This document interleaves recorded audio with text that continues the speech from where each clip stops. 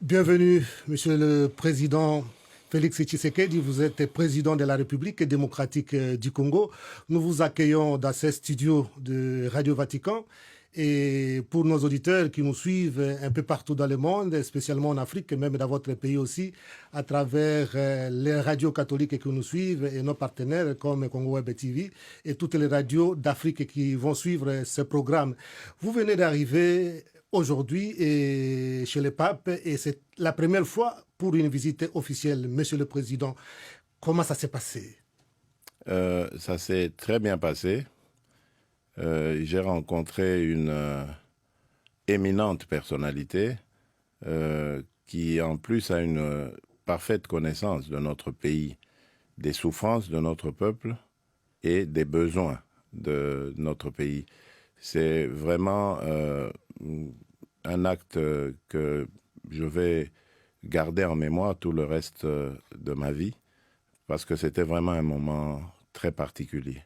Un moment très particulier. Il y a eu aussi aujourd'hui la ratification de l'accord cadre qui a été signé en mai 2016. Mais aujourd'hui, en votre présence, cet accord a été finalement ratifié. C'est ça. Quelles sont vos impressions? Bien,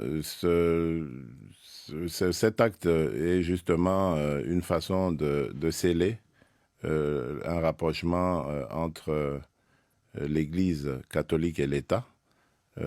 Pour moi, c'est aussi symbolique de ce que le rôle de l'Église catholique doit être en République démocratique du Congo. Vous savez que depuis des années, l'Église catholique a joué un rôle prépondérant dans la vie politique, dans la vie sociale aussi, culturelle et autres. Et je pense qu'en signant cette ratification, cet accord cadre, je pense que c'est symbolique de ce que désormais seront les relations entre l'Église catholique et l'État congolais. Quand vous êtes passé ici au mois d'octobre, Monsieur le Président, pour assister au cardinalat de l'archevêque de Kinshasa, Fridolin Ambongo, vous aviez dit qu'on rencontrera rapidement le président. Vous l'avez invité pour visiter votre pays, la République démocratique du Congo. Vous avez encore réitéré cette demande cette fois-ci? Le pape, vous voulez dire. Le pape, oui. Oui, absolument, oui. Cette fois, je l'ai fait de manière officielle, étant donné le caractère officiel de la rencontre. Et j'ai promis même de faire suivre une invitation écrite et officielle. Et j'ai vu sur le visage de sa sainteté, le pape François, une joie immense. Et il l'a dit, il a exprimé aussi la joie qui sera la sienne de venir en République démocratique du Congo. Et j'ai souhaité que ce soit en 2021, année où, si tout va bien, j'exercerai la présidence de l'Union africaine. Et donc, à ce moment-là, ce serait une grande année pour la République démocratique du Congo de recevoir le Saint-Père.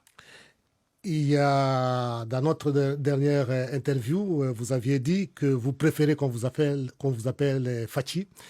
Et maintenant, on a ajouté Fachi Béton. Il y a un sens à cela, Monsieur le Président? Bof, je ne sais pas, il faut demander à ceux qui m'ont affublé de ce sobriquet. Je crois que c'était en rapport avec les travaux du programme d'urgence des 100 jours, suivant mon arrivée à la tête du pays.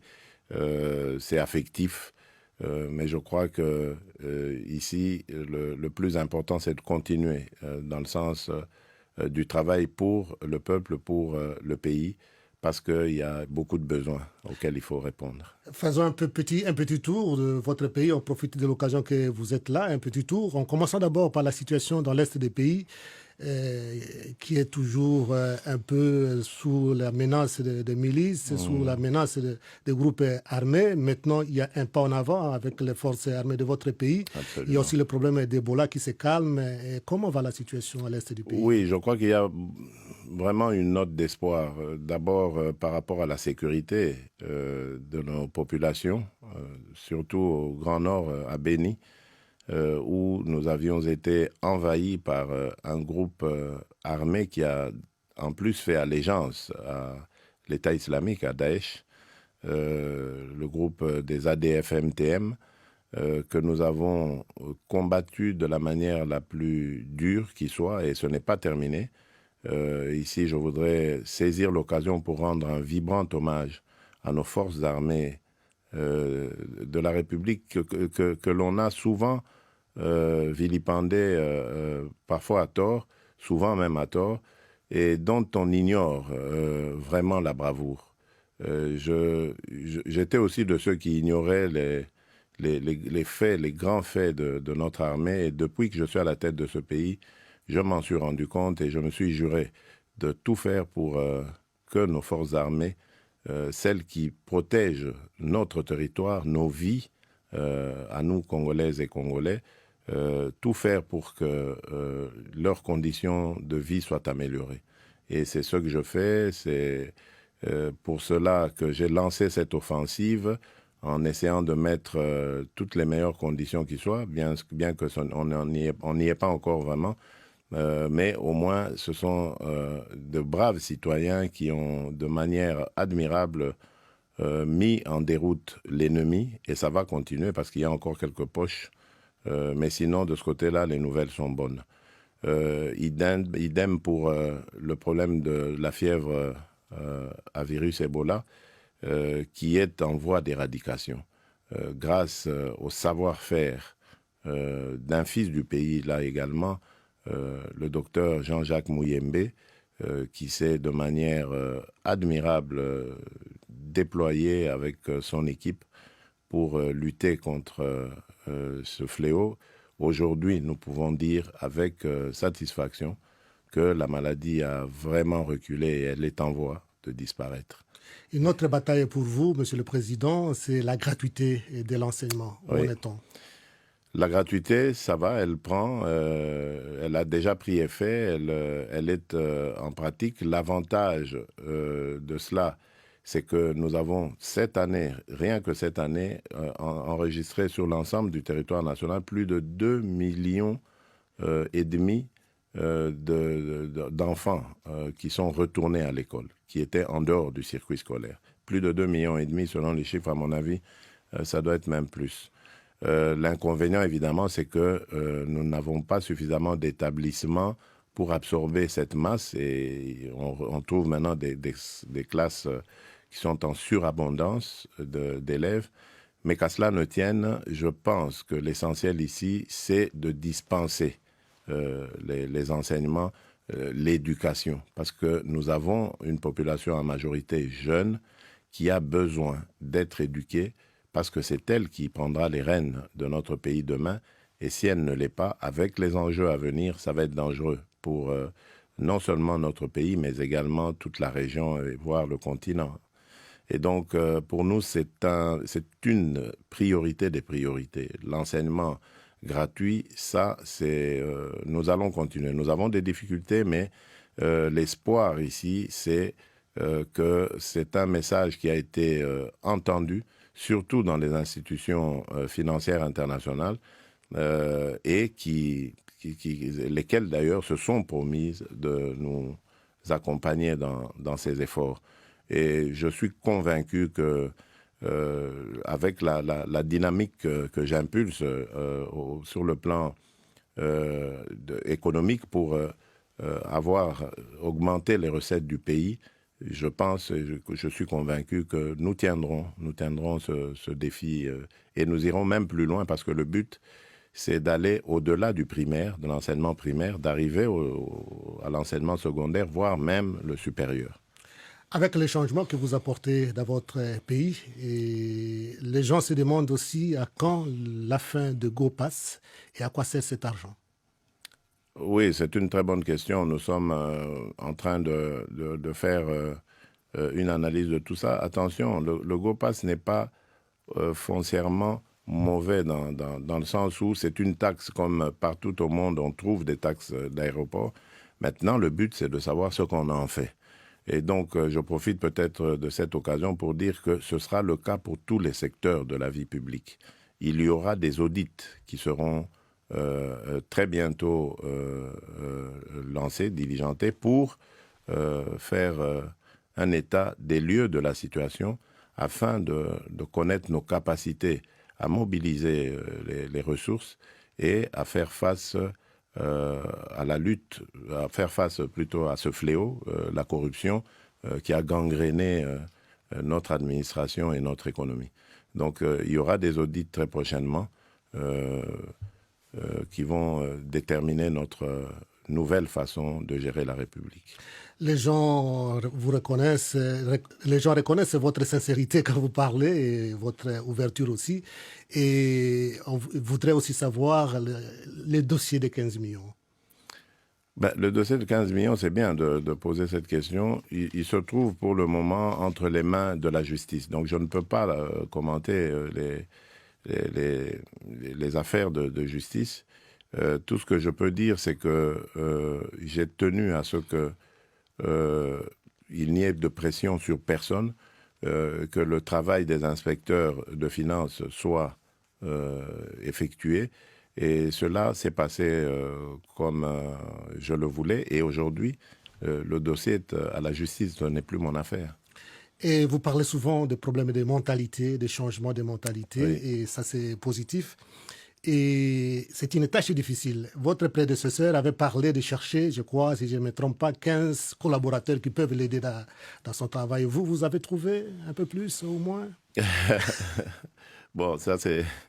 Je ne vais pas le dire pour que mes collaborateurs le sachent, c'est mon secret, on va dire. Mais je crois qu'effectivement, le grand défi, mon prédécesseur avait raison en tout cas, c'est d'être bien entouré. Le grand défi d'un dirigeant, d'un leader politique, c'est d'avoir une équipe qui peut l'accompagner dans la réalisation de ses objectifs. Et ça, c'est un combat de tous les jours. Parce que, vous savez, là où il y a les hommes et les femmes, il ne manque pas de problèmes. Donc, il faut gérer ces problèmes, mettre tout le monde en ordre de bataille, élaguer tout ce qui est futilité et se concentrer sur ces efforts. C'est pas évident. C'est un combat de tous les jours parce que nous venons de divers horizons avec nos éducations, nos formations, etc. Et cela est une autre façon de gérer la République. Oui. C'est très difficile, en effet. Et les derniers incidents des étudiants à l'université de Kinshasa, Monsieur le Président?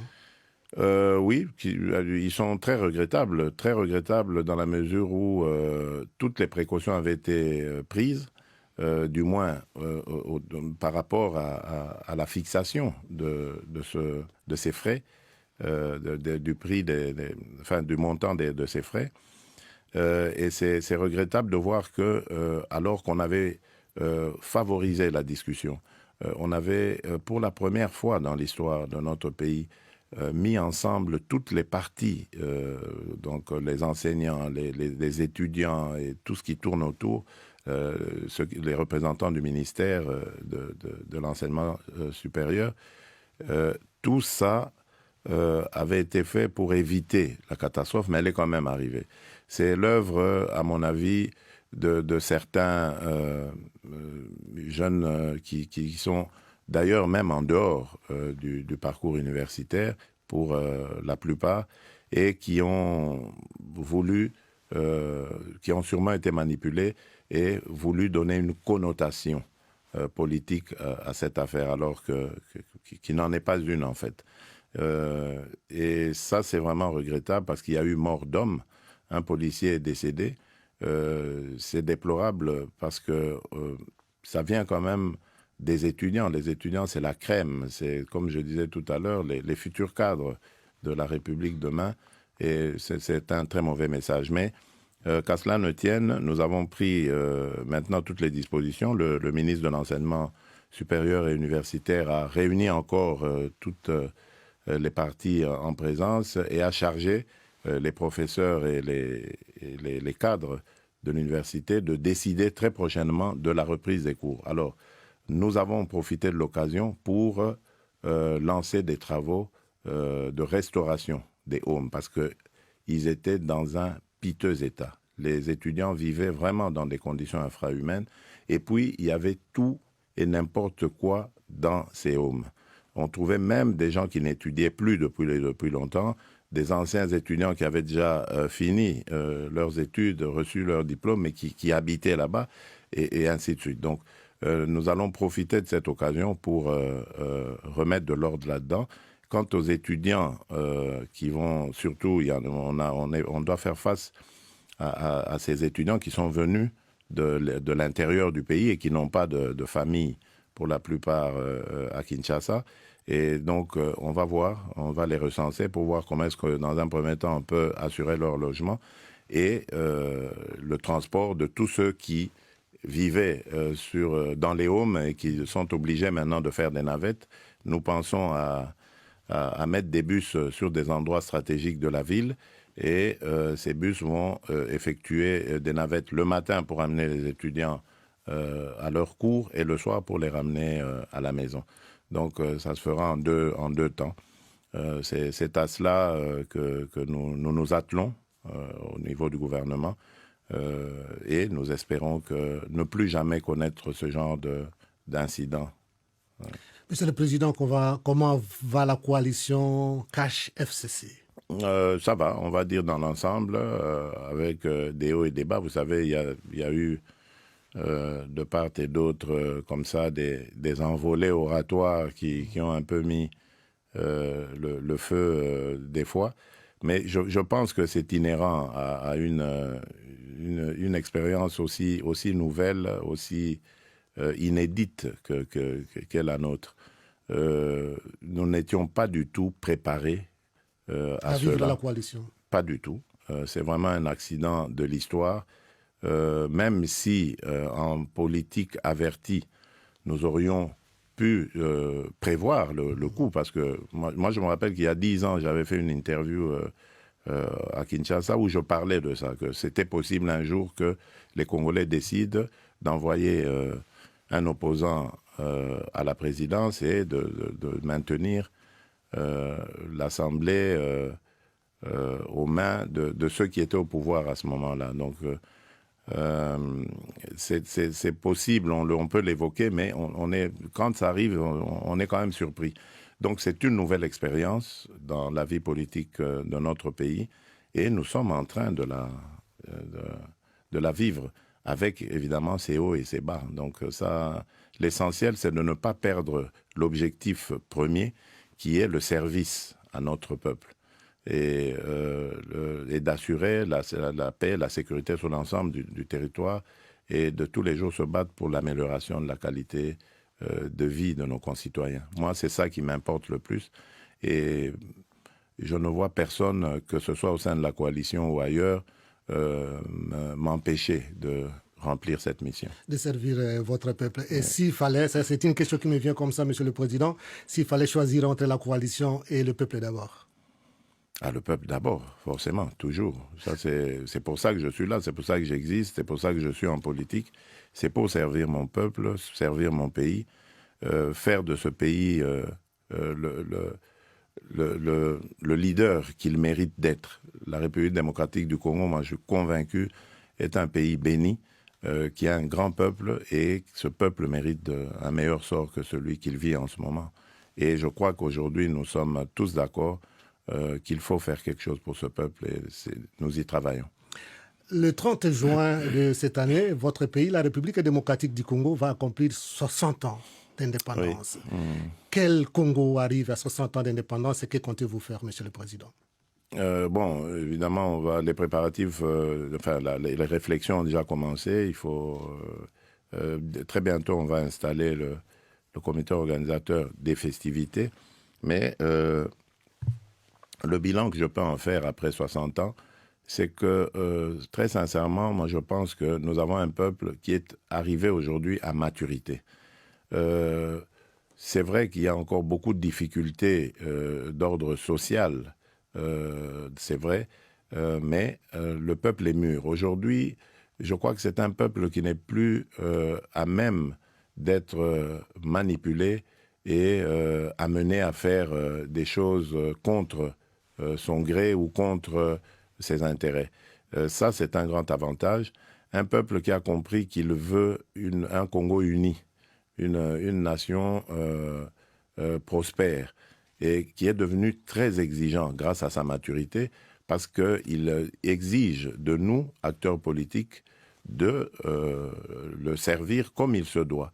Et je crois en allant dans ce sens, de favoriser l'instauration d'un état de droit, en favorisant davantage l'expression des libertés et des droits de notre peuple, je pense que nous arrivons très vite à un niveau que beaucoup nous envieront, parce que le peuple congolais, comme je l'ai dit, est un peuple leader et qui a eu beaucoup de difficultés ces derniers temps avec les guerres et tous les systèmes politiques qu'il y a eu, mais qui aspire à vivre en paix et en bonne entente, en tout cas avec tous ses voisins. Vous êtes un homme de paix. Est-ce qu'un jour vous comptez rencontrer l'opposition pour parler, pour dialoguer? Mais je rencontre déjà l'opposition. Hein. Il y en a qui m'envoient des messagers, il y en a que je rencontre aussi, que je reçois. Je ne sais pas s'il faut le faire de manière symbolique, mais pour quelle raison? Je crois qu'en garantissant déjà les droits et les libertés de chacun, j'ai déjà rencontré leurs desiderata. Pour le reste, je leur souhaite bonne chance dans leur évolution.